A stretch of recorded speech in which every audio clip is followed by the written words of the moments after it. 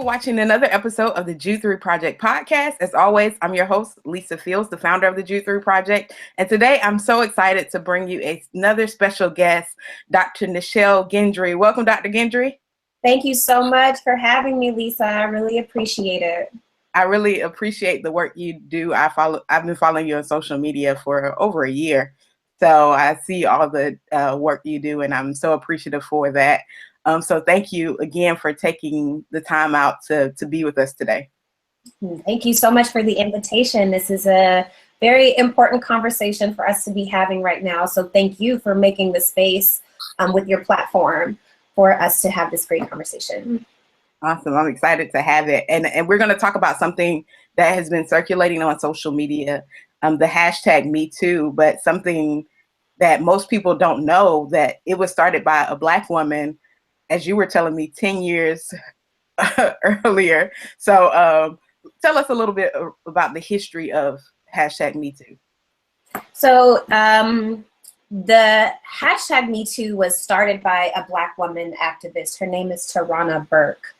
And she's an activist, and she noticed it in her community about 10 years ago that there was advocacy and opportunities and resources for a lot of things in her community, but what was missing were resources, help, and connection and community for survivors of sexualized violence. So she started this movement.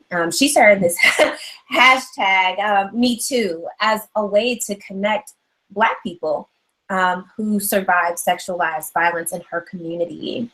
What took place recently was in light of the allegations against Harvey Weinstein and the exposure of the rape culture in Hollywood, the film industry, an actress by the name of Alyssa Milano actually utilized that hashtag to share her story. And hashtag #MeToo, and I think her tweet even invited other people to utilize that hashtag to share their stories. And then from there, we saw this whole uprising of women telling their stories of sexual harassment, sexual assault, sexual aggression in a variety of fields and sectors, which is great, which is powerful, which is a huge blow to rape culture. But what's unfortunate in that is that the name of the Black woman who created it was erased from that public narrative.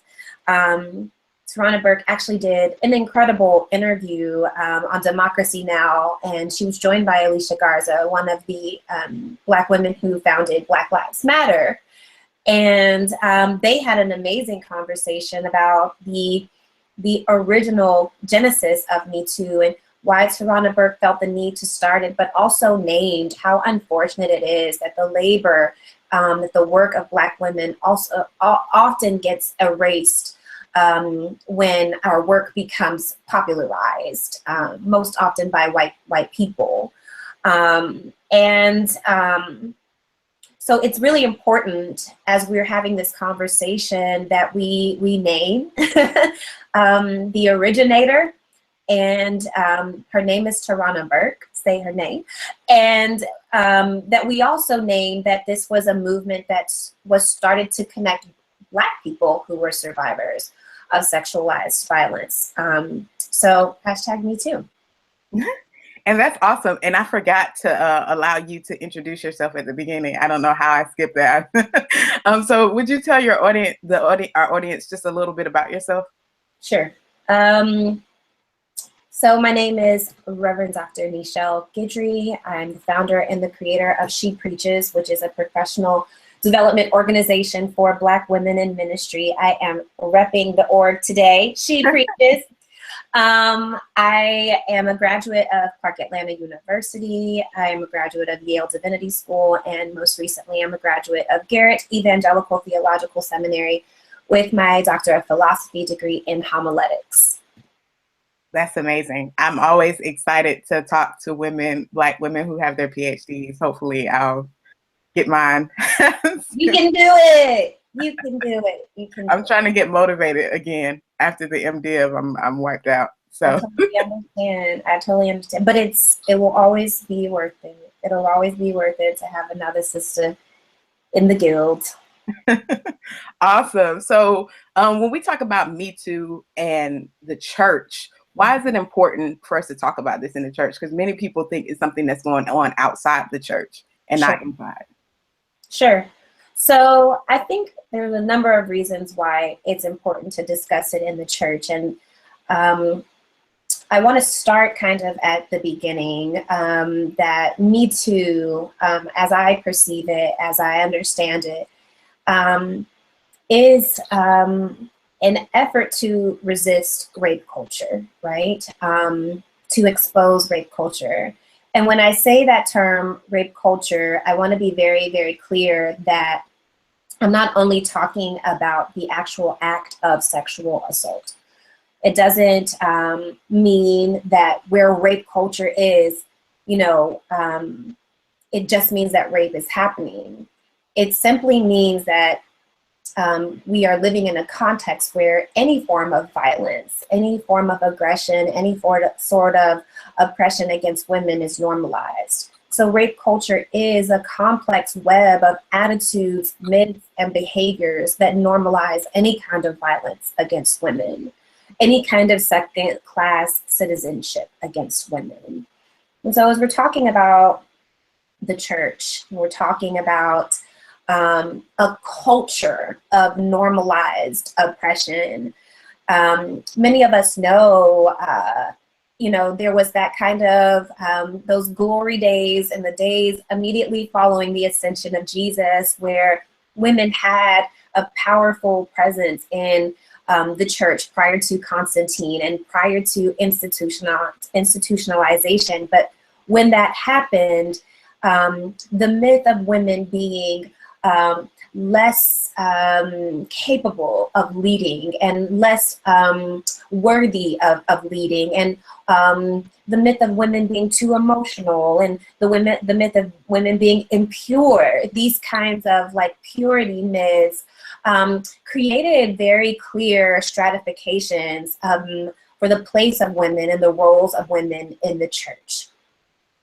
Fast forward generations later, here in the United States, with the birth of the historic Black church, the Black church came to be in a context, it arose out of a context of extreme hatred.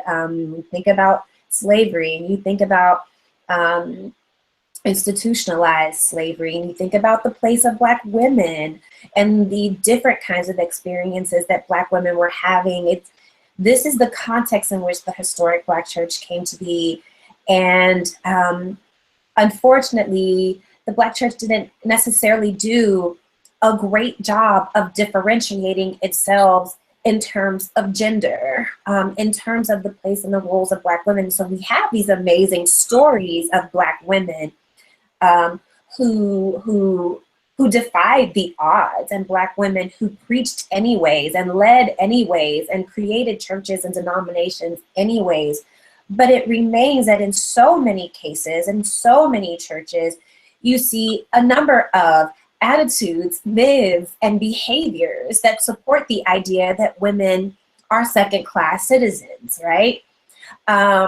And so anytime you step into a place, whether it's a church, whether it's your workplace, whether it's your home, whether it's the grocery store, and there is a culture wherein women are just not as safe, right, as men. You are in a rape culture. And again, that's not to say that, women are just being raped left and right. Although we should just say that does happen in a rape culture. But it's the way that women aren't allowed to do the same things. It's the ways that women's bodies are policed. It's the way that women's attire is policed. It's the way that still in some spaces women aren't, they're not allowed to say certain things without repercussion, not allowed to, and so these kinds of attitudes, myths, and behaviors that promote the idea that women are less than. And when you're in that kind of a context, when you're in that kind of a culture, it's physical violence is going to take place. That's because it's been preceded by other types of violence. Ideological violence in the church, theological violence. When you have these different discursive violence, how women are talked about, how women are talked to, these all lead up. These all create the perfect storm for sexualized violence and sexual harassment.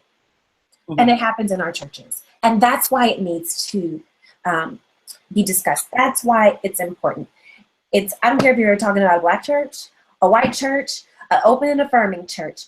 There is not a church that I have come into contact with where the rape culture of the dominant society of the world hasn't in some sense intoxicated the culture inside the four walls. And I think that's important because one of the things I was thinking about is the ways in which, like you were saying, women are talked about as if there is a problem sexually in the church, it's the woman's fault for the way she dressed or for tempting the man. It's never sometimes preached as men take responsibility for their own actions. It's always like, well, she had to done something. I guess you go back and see that at the beginning, Adam and Eve. You know, and you know, a lot of people don't talk about in that story, you know, God gave Adam the instruction, right? Not to eat from the tree of the knowledge of good and evil, right? And that was before God put Adam in that deep sleep and created Eve out of Adam's rib. But the lapse happened because Adam didn't convey that to Eve, right? Like, you look in the story, there's never a moment where Adam's like, oh, Eve, that tree right there is off limits. And so she's vulnerable to what happened in the garden between her and the serpent because she didn't know. And but what we see thereafter is that Adam blames her instead of taking the responsibility for, I forgot to tell her that part, God. It's wow, like, whoa, okay, wow, okay. That's how it's gonna be, Adam, okay.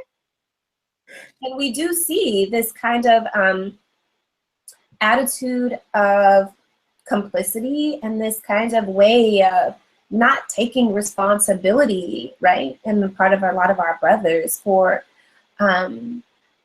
their role in this culture, in the church and otherwise, you know.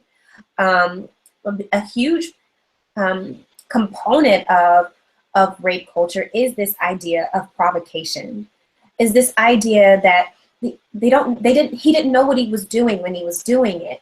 And the flip side of that coin is victim blaming women for what happens to us, what happened to them, what happens. And there's always this lapse, there's this thing right in between where there's just not responsibility on the part of men for their actions.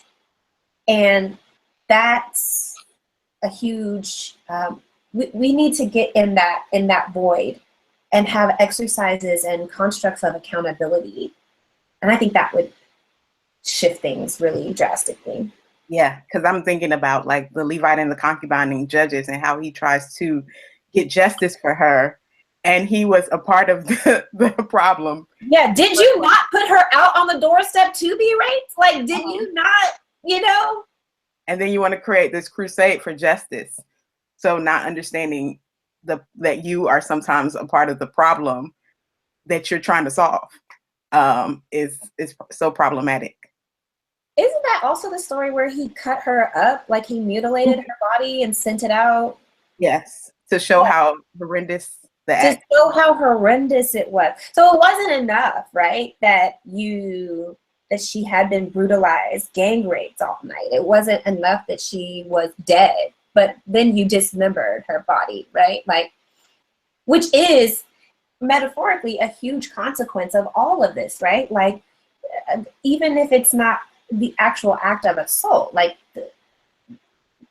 to experience harassment, to experience gender biased treatment, to experience patriarchy and that kind of violence, right? It leaves women feeling dismembered.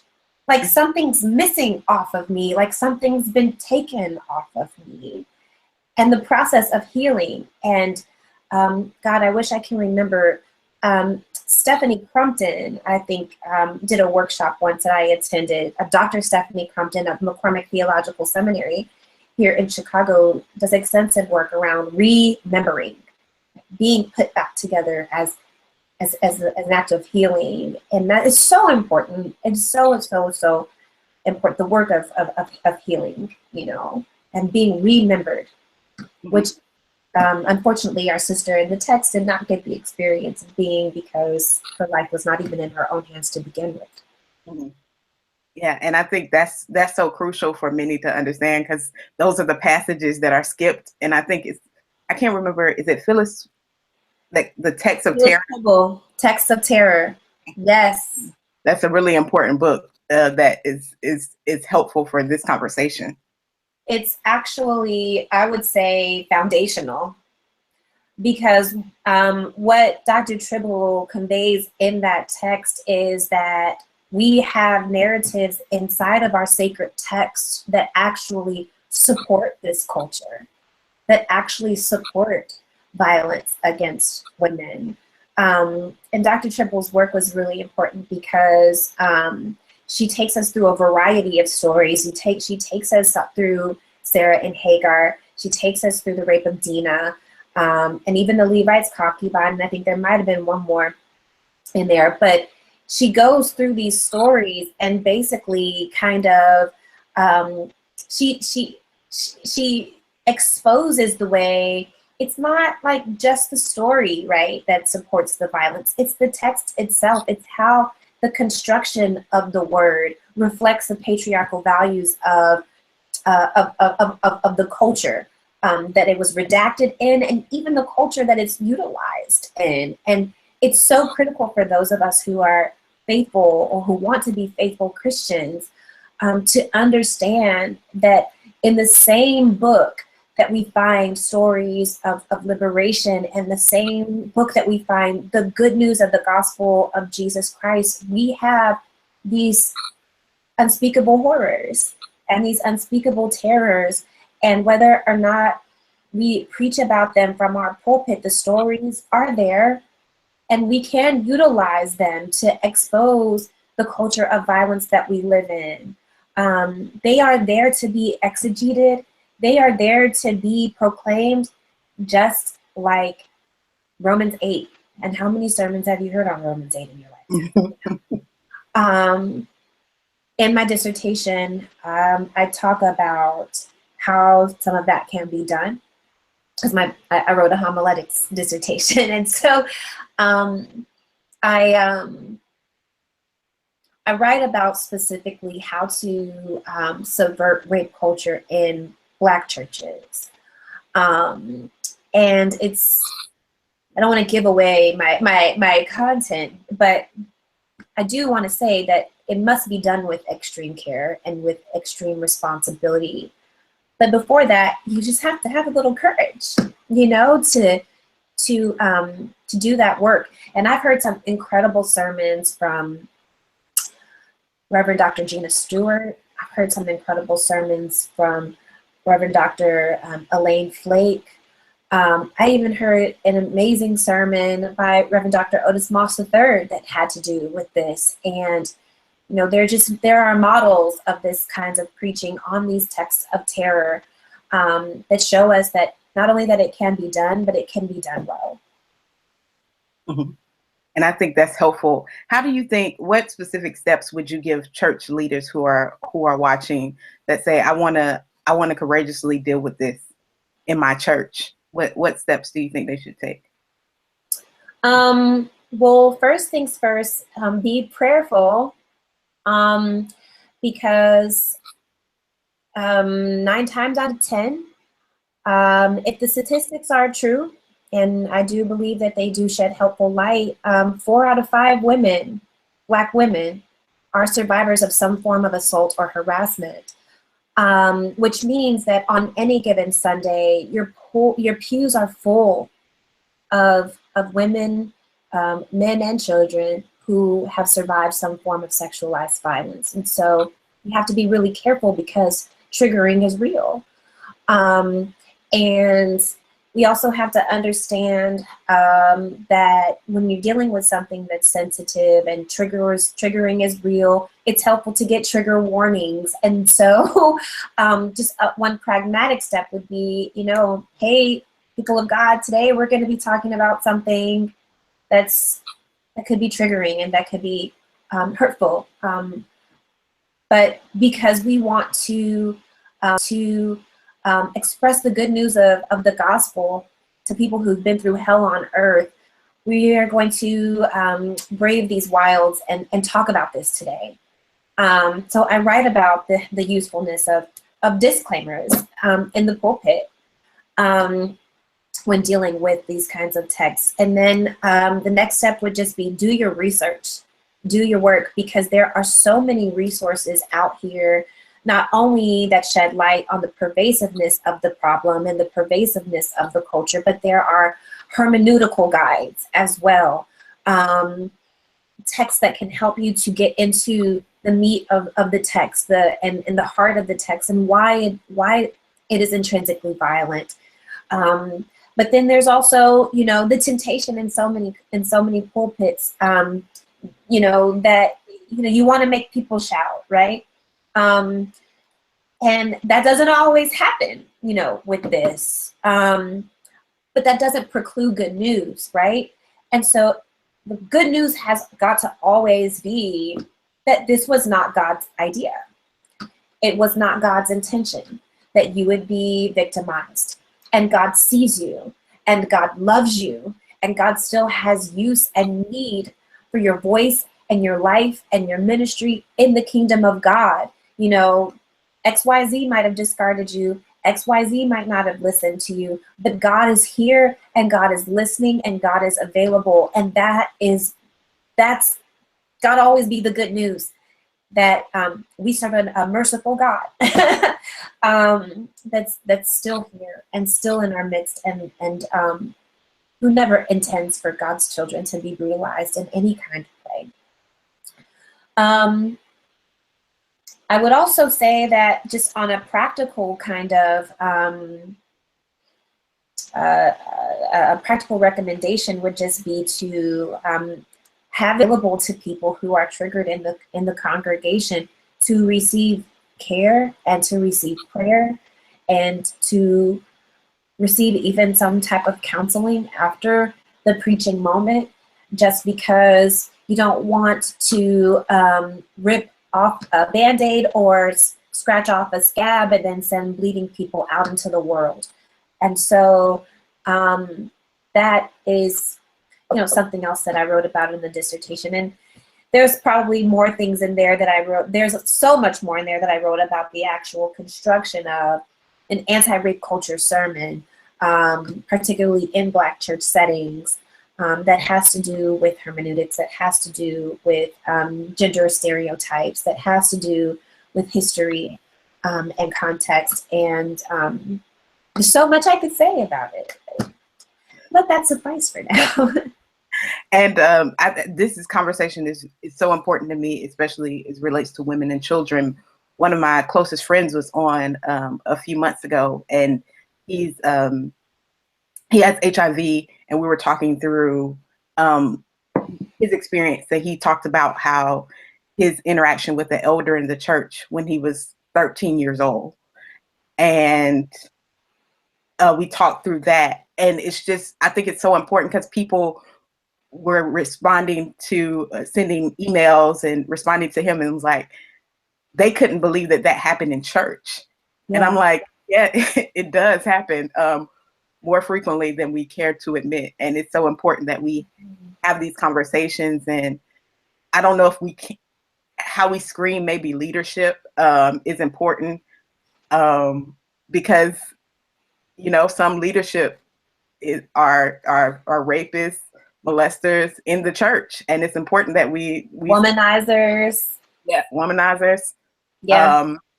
My friend does a one woman show, and in the show she talks about abuse, and she did it at pastors and leaders conference and for the pastors' wives. And she had, I think she said, a third of women that were pastors' wives saying that, thank you for speaking on this. My husband beats me.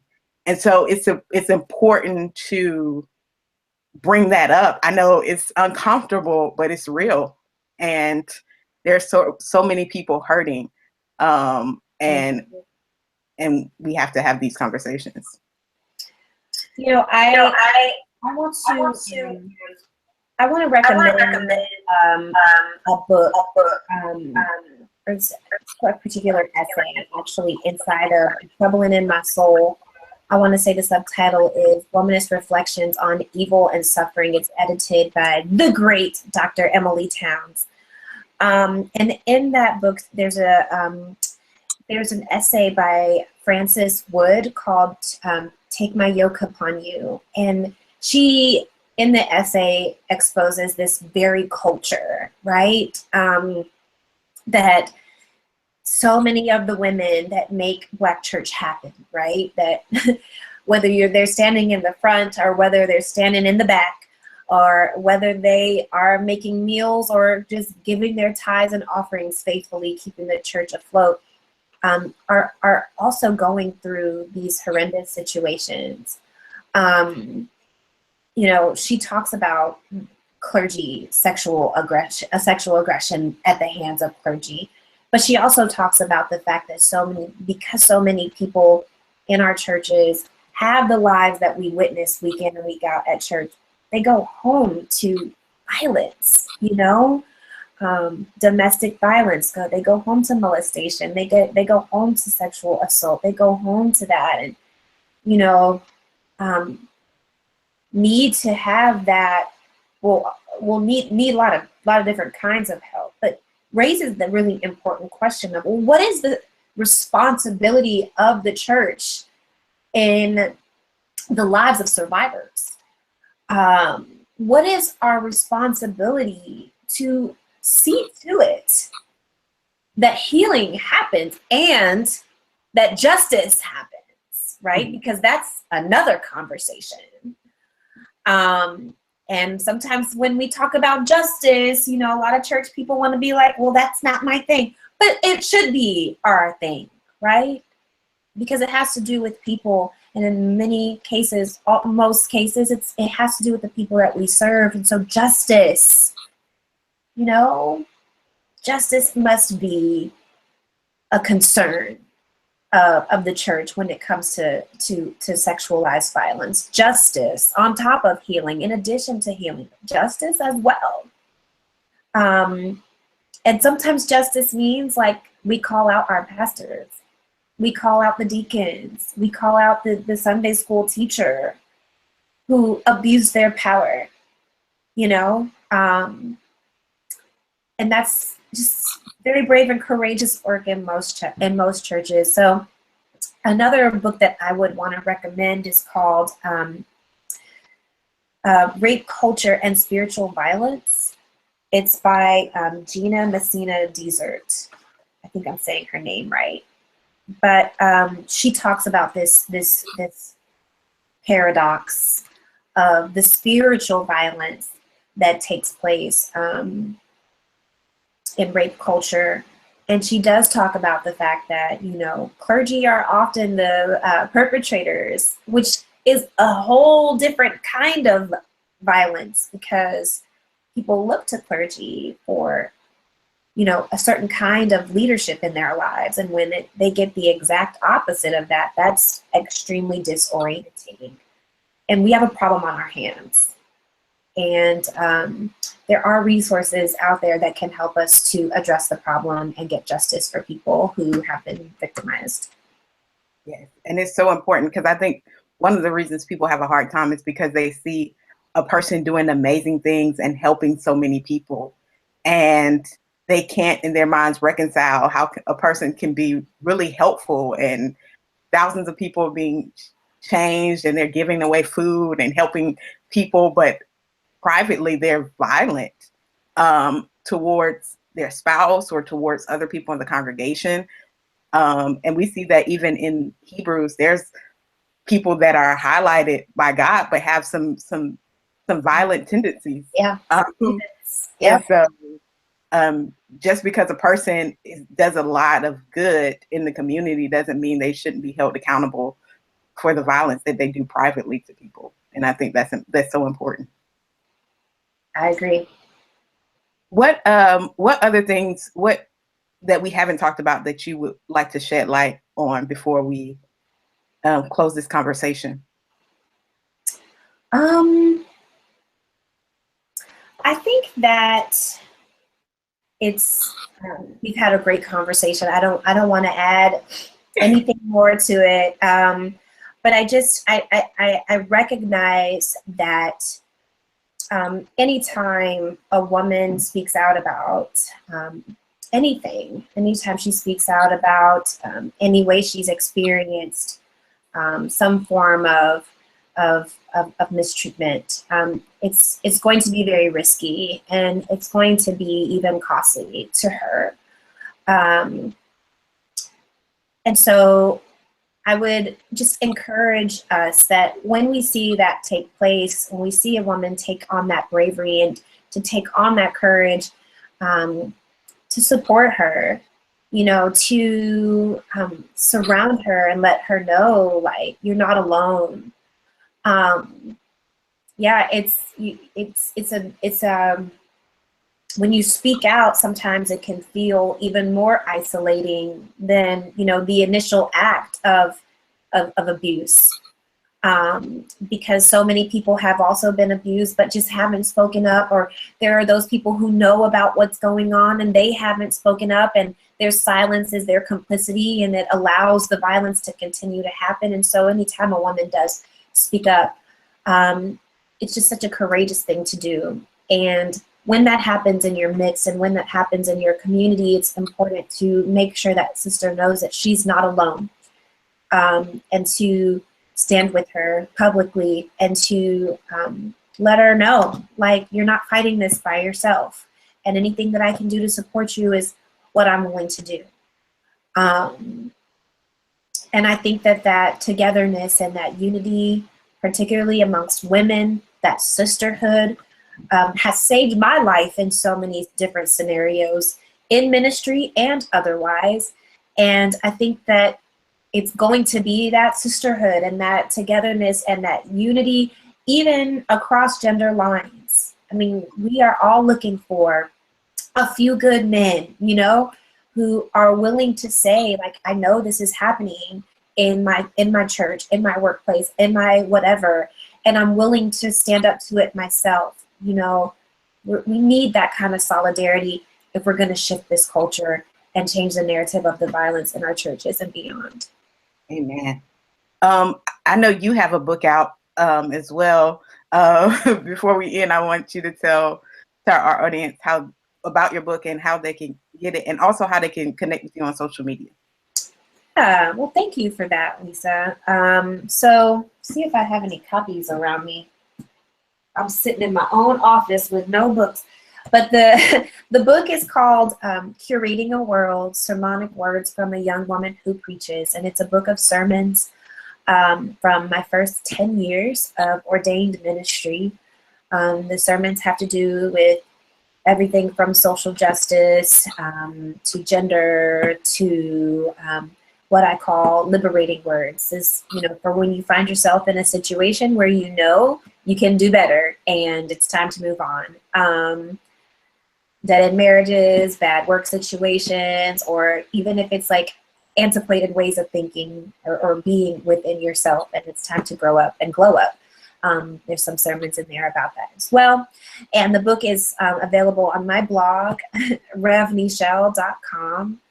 And I'm on all my social media at Neichelle G. So that's NEICHELLEG. And I definitely look forward to connecting with you more, Lisa, and supporting your work. I think that this is awesome what you're doing. And also, supporting the work of your audience who really just want to make this justice thing happen. Awesome. Well, thank you so much. Thank you so much.